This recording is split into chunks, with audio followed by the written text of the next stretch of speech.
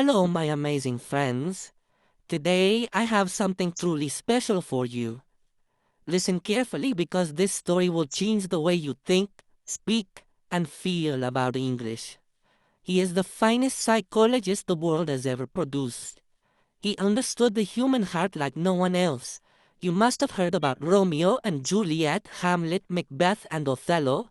These are not just stories, they are mirrors of life. Love, power, betrayal, ambition, everything that makes us human, he captured in his words. His influence is so great that English itself would not be the same without him. Many words, phrases, and ideas we use today came from his brilliant mind. But how did he become William Shakespeare, the greatest writer in history? He was not born into a rich or powerful family. He did not go to a grand university. Yet he became the most famous name in literature. So if you are learning English today, if you struggle with words, if you wonder how to express yourself, this story is for you. Because Shakespeare himself started as an ordinary boy, just like anyone else. This is a story of struggle, passion, and unstoppable creativity. So, sit back, listen carefully, and enjoy. This will not only improve your English listening skills, but also fill you with inspiration. It was a cold April day in the year 1564. In a small English town called Stratford-upon-Avon, a baby boy was born. His parents, John and Mary Shakespeare, held him close, never knowing that their son would one day change the world. His name was William Shakespeare. Stratford-upon-Avon was not a big city. It was a quiet town with narrow streets, wooden houses, and a river flowing gently through it. People lived simple lives, working as farmers, traders, and craftsmen. William's father, John Shakespeare, was a glove maker. He made fine leather gloves and sold them in the town market. He was a hard-working man, respected in the community. His mother, Mary Arden, came from a wealthy farming family. She was kind, strong, and full of love for her children. William was the third of 8 children. The house was always noisy with laughter, chatter, and the sounds of daily life. But William was different. He was curious. He observed everything. He listened to how people spoke, how they laughed, how they cried. He didn't know it yet, but this curiosity would one day make him the greatest playwright of all time. In those days, there were no televisions, no phones, no internet. People entertained themselves with stories. Traveling actors would come to town and perform plays in the streets. Young William would watch in amazement, his eyes wide with excitement. He loved listening to old legends, folk tales, and heroic stories from history. Each story made his imagination stronger. At the age of 7, William started school. The school was a small, simple building with wooden benches and a strict teacher. But what he learned there would shape his destiny. He studied Latin, history, poetry, and literature. Latin was the language of scholars, and young William became quite good at it. He read the great stories of ancient Rome and Greece. He discovered writers like Ovid, Plutarch, and Virgil. Their words stayed with him, inspiring his future plays. But William wasn't just a bookworm. He loved nature. He would walk through the green fields, watch the river, and listen to the sounds of birds. He played with his friends, ran through the streets, and enjoyed life like any other boy. Yet, there was something inside him, a deep hunger for words, stories, and meaning. Just when life seemed normal, trouble struck. William's father, once a respected businessman, started facing financial problems. He had borrowed money for his business, but things were not going well. This meant the family had less money. It was a difficult time. There were even days when they struggled to buy food. William saw the stress in his father's eyes, the worry in his mother's voice. He knew that life was uncertain, but instead of feeling hopeless, he observed everything. He felt every emotion deeply. He learned that life is full of ups and downs, something he would later write about in his plays. Even as a child, William had a special way with words. He would make up little poems and rhymes. He loved to act, to play roles, to entertain his friends with stories. But no one in Stratford-upon-Avon knew that this young boy would one day write the most famous plays in the world. For now, he was just William, the boy with big dreams. But those dreams were about to take him far, very far. William Shakespeare was growing up fast. By the time he turned 14, he had already read many books, listened to hundreds of stories, and watched traveling actors perform in his small town. But life was not easy. His father's financial troubles were getting worse. The once respected businessman was now struggling to pay debts. His family, which had lived in comfort, was now facing tough times. Young William saw it all. He saw how quickly life could change. He understood that nothing in life was permanent, not money, not status, not even happiness. But instead of feeling hopeless, he became more observant, thoughtful, and creative. And then something happened that changed his life forever. By the time William turned 18, he was no longer a boy. He was a young man. And like many young men, he fell in love. Her name was Anne Hathaway. She was a beautiful, intelligent, and independent woman. But there was something unusual about their love story. Anne was 26 years old, 8 years older than William. In those times, it was uncommon for a younger man to marry an older woman. But love doesn't follow rules, and William was deeply in love with Anne. However, something unexpected happened.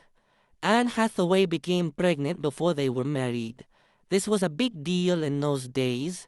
Society was very strict about such matters, and a child born outside of marriage would bring shame to both families. So William and Anne had to get married quickly.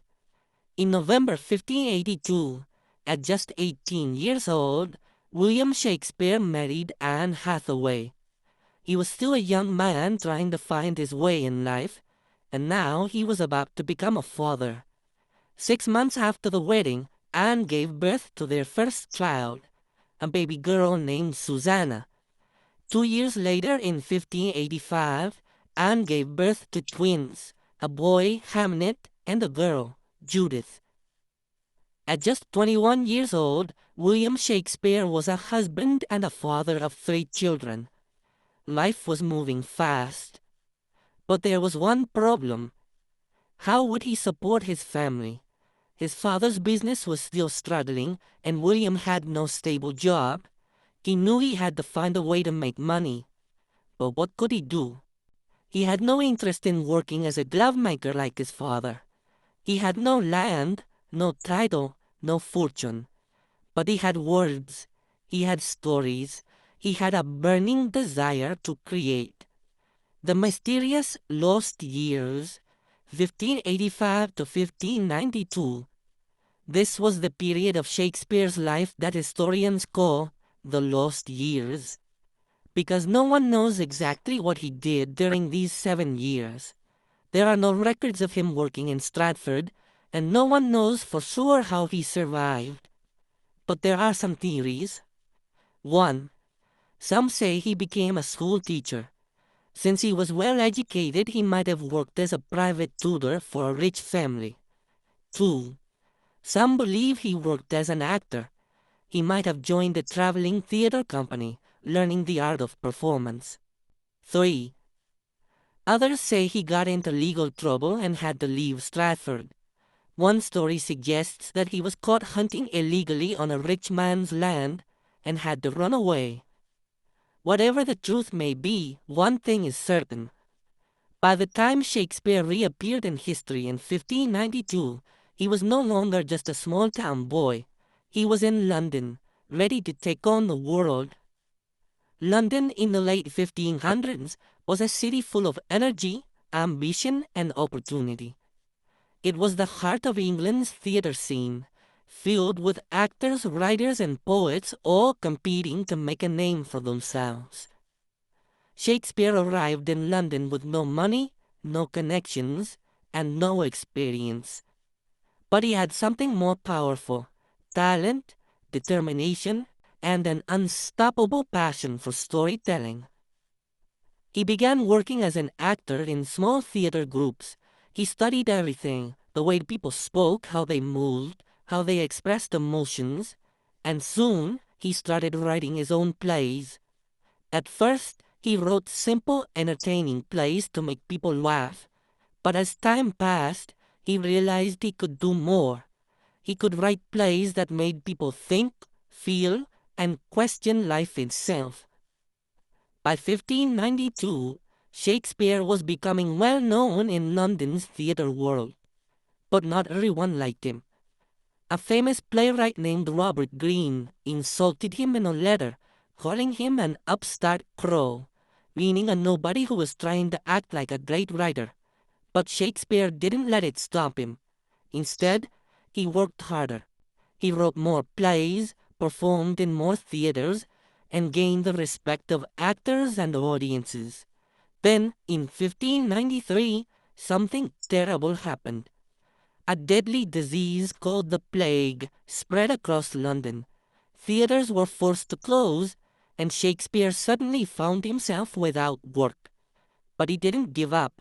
Instead of writing plays, he started writing poems. He wrote two famous long poems: one, Venus and Adonis; two, The Rape of Lucrece. These poems made him rich and famous. Even the Queen of England, Queen Elizabeth I, was impressed by his work. By 1594, theaters reopened, and Shakespeare returned to doing what he loved most: writing and performing plays. From 1594 onwards, Shakespeare became part of a famous acting company called the Lord Chamberlain's Men. He was not just writing plays, he was performing in them. His plays were full of love and heartbreak, Romeo and Juliet, power and ambition, Macbeth, betrayal and revenge, Hamlet, jealousy and madness, Othello. By the late 1590s, Shakespeare was one of the most famous playwrights in England. But Shakespeare didn't stop. He wanted more. More success, more influence, and more masterpieces that would stand the test of time. And that's exactly what he achieved. The Globe Theatre, a home for Shakespeare's dreams. In 1599, something extraordinary happened. Shakespeare and his acting company, the Lord Chamberlain's Men, decided to build their own theatre. They named it the Globe Theatre. Imagine the scene: a massive circular theatre with an open roof, thousands of excited people rushing to get a seat, the stage set for some of the greatest plays ever written. This was Shakespeare's home, his dream, his kingdom. At the Globe he performed his greatest works: Hamlet, a story about revenge, madness, and fate; Macbeth, a tale of power, ambition, and guilt; Othello, a tragic story of love and jealousy; Julius Caesar, a political drama full of betrayal. These plays were not just entertainment, they were powerful stories that made people think, feel, and question life itself. And soon, Shakespeare's success brought him wealth beyond imagination. By the early 1600s, Shakespeare was not just a famous writer, he was one of the richest playwrights in England. He owned shares in the Globe Theatre, which brought him a huge income every time a play was performed. He earned money from published plays and poems which were sold all over England. He received royal support, which meant the king and queen admired his work. He bought multiple properties, including a grand house in Stratford called New Place. At a time when most playwrights struggled to survive, Shakespeare was living a comfortable, wealthy life. But fame and fortune were not enough for him. He wanted something bigger. In 1603, a historic event changed everything. Queen Elizabeth I, who had supported Shakespeare, died. Her successor was King James I.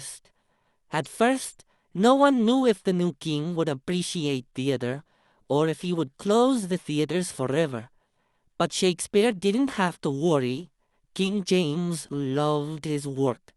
In fact, he loved Shakespeare's plays so much that he personally invited Shakespeare's acting company to perform for him. And then, something incredible happened. King James gave Shakespeare's company a royal title. They were now called the King's Men. This was the highest honor a playwright could receive. It meant they were official actors of the royal court. They were protected and supported by the king himself. They would perform in front of the most powerful people in England. Shakespeare had gone from being a glovemaker's son to the most celebrated playwright in England's history. Between 1603 and 1611, Shakespeare wrote some of his most famous and deepest plays. These were not just stories, they were reflections of life, power, love, and loss. King Lear, a heartbreaking story of a father's betrayal. Macbeth, the dark tale of ambition and destruction. The Tempest, a magical story of forgiveness and new beginnings. His writing became darker, more emotional, and deeply philosophical. Because Shakespeare was changing, he was growing older. He had seen fame, fortune, betrayal, and loss. His plays became more personal, and his characters felt more real than ever before. By 1611, Shakespeare had achieved everything he had ever dreamed of. He was famous, he was rich, he was respected by kings and nobles. William Shakespeare had lived a life beyond imagination. He had gone from a small-town boy in Stratford to the most famous playwright in history. He had written tragedies, comedies, and histories that changed the way people thought about life, love, power, and fate. He had performed for kings and queens and became one of the richest and most respected men of his time. In 1613, Shakespeare made a decision that surprised everyone. He retired. For years, he had lived in London, writing, acting, and directing plays, but deep inside, he missed home. He missed the quiet streets of Stratford. He missed the green fields and rivers, and most of all, he missed his family. So, he packed his things and returned to New Place, his grand house in Stratford. Here, he planned to spend the rest of his life in peace. He would wake up early in the morning and walk around his gardens, enjoying the beauty of nature. He would sit by the fireplace reading books and thinking about the life he had lived. He would spend time with his daughters, Susanna and Judith, talking about life, love, and the future. Sometimes visitors from London would come to see him, asking for his advice on plays and poetry. But even though he had retired, his mind was still full of stories. People say that even in his final years, he would sit for hours, lost in his thoughts, whispering words of poetry to himself. In 1616, something unexpected happened. One day, Shakespeare attended a dinner party with his friends. It was a joyful evening. Laughter, wine, and conversation filled the room. But soon after, Shakespeare fell ill. Some say it was a fever. Some say it was a disease caught from the cold weather. No one knows for sure. But within days, his health declined rapidly. His family and friends gathered around him, knowing that the greatest writer in history was leaving this world. On April 23, 1616, at the age of 52, William Shakespeare breathed his last breath. The world had lost a genius, but his words would never die. Before his death, Shakespeare wrote a few lines that would be his final words to the world. He knew that after his death, people might move his body from his grave. So he wrote an epitaph, a short poem warning anyone who tried to disturb his rest. Good friend, for Jesus' sake forbear to dig the dust enclosed here. Blessed be the man that spares these stones, and cursed be he that moves my bones. Even in death, his words were powerful and eternal. When Shakespeare died, Stratford fell silent. People gathered at Holy Trinity Church, the place where he was baptized as a baby, to say their final goodbyes. The church was filled with people, actors, writers, family, friends, and simple townsfolk who had known him since childhood. Tears were shed, prayers were whispered, and his body was laid to rest in the very town where he was born. No grand monuments, no golden tombs, just a simple grave marked with his own words. But little did the world know, this was just the beginning of his legacy. Shakespeare's body may have been buried, but his words refused to die. His plays continued to be performed, his books continued to be read, his name continued to be spoken. Years passed, 10 decades, 10 centuries, and yet Shakespeare remained alive in the hearts of people across the world. His works were translated into every language on earth. His stories inspired millions of writers, filmmakers, and poets. His words became a part of everyday speech with phrases like, to be or not to be. All the world's a stage. A rose by any other name would smell as sweet. His life was a proof that words have power, power to inspire, power to heal, power to change the world. Even today, over 400 years later, Shakespeare is still everywhere. His plays are performed in theaters across the world. His books are studied in schools and universities. His words appear in movies, songs, and speeches. Because Shakespeare understood human nature better than anyone else. He wrote about love, betrayal, ambition, jealousy, fate, and dreams, things that every human being can relate to. He showed us that love can be beautiful but also tragic. Romeo and Juliet, power can corrupt even the strongest hearts. Macbeth, betrayal can come from those closest to us. Julius Caesar, life is full of uncertainty and mystery. Hamlet, his stories remind us who we are and who we can become. If Shakespeare were alive today, he would have one message for you. Dream big. Tell your story. Never stop believing in yourself. Because he was just a small town boy from Stratford who dared to dream beyond the ordinary. And today, his name is written in history forever. William Shakespeare's life may have ended, but his story will never end. And now, it is in your hands. His words are yours to read, to learn, and to share with the world. My amazing friends, you have a dream, right? Maybe you want to be a writer, an actor, a speaker, a leader, a creator, someone who leaves a mark on this world. But sometimes, fear stops you. People doubt you. You feel like giving up. Let me tell you something powerful today.